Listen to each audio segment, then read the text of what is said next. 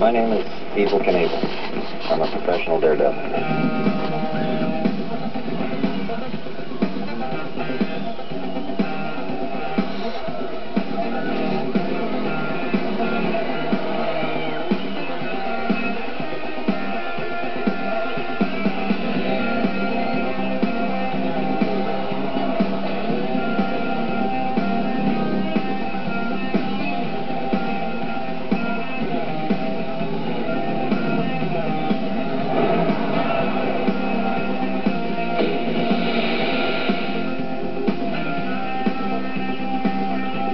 I don't think jumping the motorcycle did make me famous, or, you know, people use the term folk hero or hero.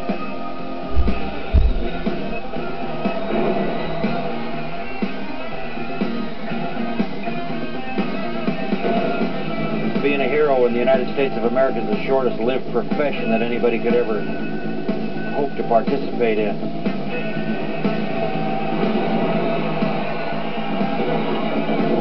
Hope not to participate in.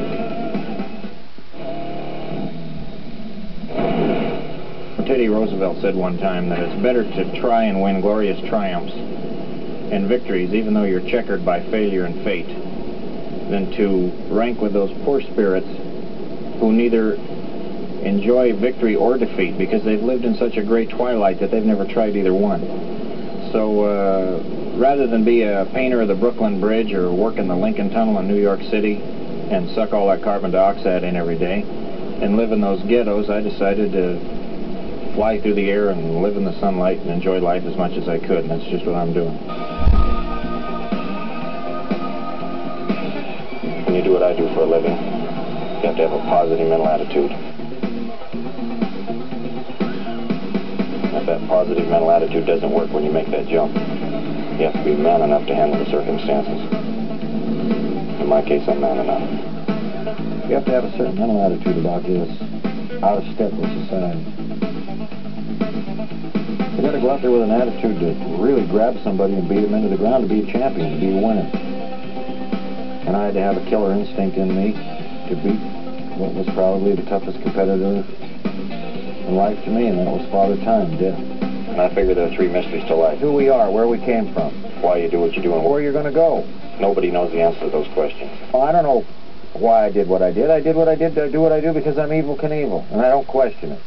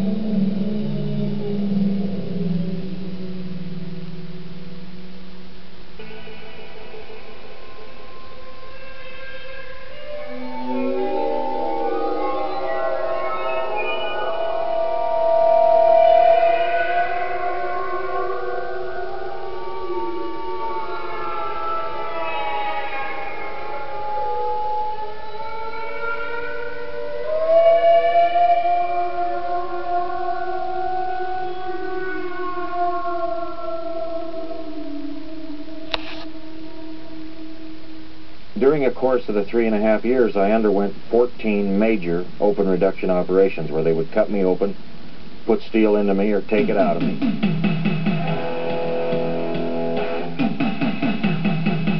And I paid for all of those operations from my own earnings. I didn't have any hospitalization insurance, never had any life insurance. I was always self-insured. I think that the American public, or the public in the North American continent and the free world identified with Evel Knievel because of the trials and tribulations that Evel Knievel went through.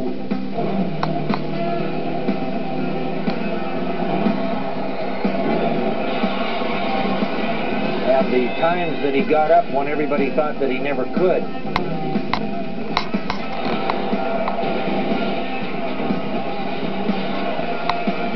I wanted to live to fulfill a dream, and I acquired a lot of fans on the face of this earth that pulled for me and prayed for me and wanted me to fulfill that dream.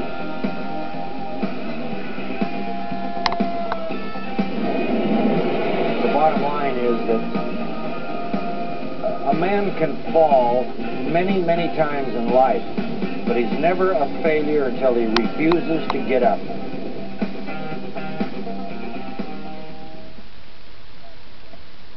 The Caesar's Palace jump was really the launching of my career. The film that was shot of the Caesar's Palace jump has been said by a lot of people who are in the film business to be one of the greatest pieces of film footage ever filmed. This was filmed by one of the most beautiful blondes. Her name is Linda Evans. And John Derek shot the jump and takeoff, and Linda shot the landing and the accident. John Derek kept his word with me.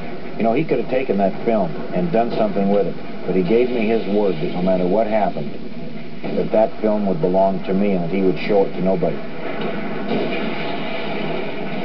And he was the only one allowed to film it. He was the only one I allowed to film it. And when I woke up in the hospital after being unconscious for almost 30 days, there was that film there and a note from John that said, "You scared me on this one. I'll never film you again unless you have a parachute. Your pal John Derek. Here's the film I promised you."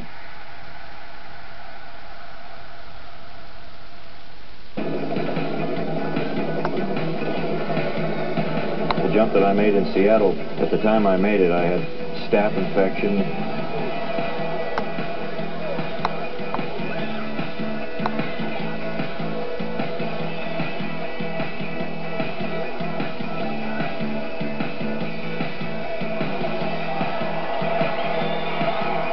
I made a practice jump before the big jump was moved out in the middle of the racetrack.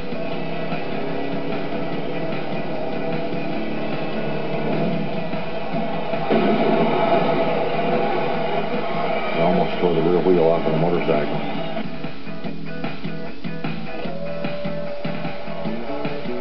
The Astrodome was something that I always was very proud of because I've been told I hold the attendance record there, that I drew the largest crowds that they'd ever had for 2 days.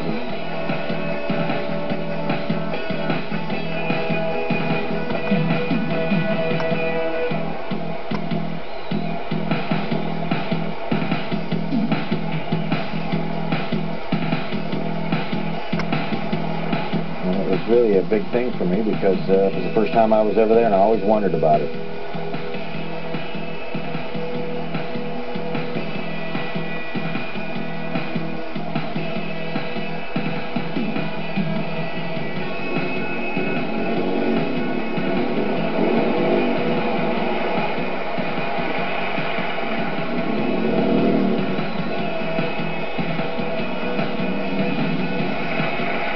It was just a great experience for me. It's just something that's very memorable to me, something I always remember.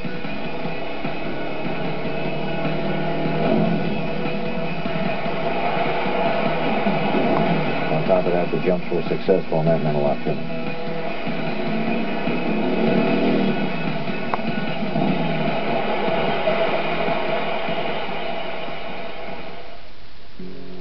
Well, there have been a couple of jumps that I've made during my lifetime that I always had a premonition before the jump that things were wrong.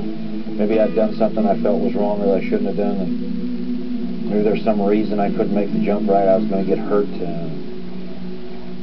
Things that I really don't want to divulge. I mean, we all have things in our life that we think things go wrong because of. The Yakima jump that I made in Yakima, Washington at the Yakima Speedway was over 12 or 13 Pepsi-Cola trucks. I jumped it on an American Eagle motorcycle. It's a big 750cc, 1,000-pound motorcycle.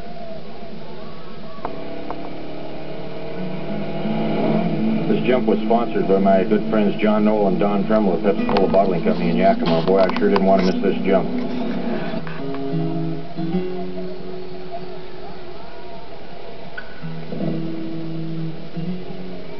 I can just tell you there were times during my life when I jumped that I absolutely thought or knew that I wasn't going to make it.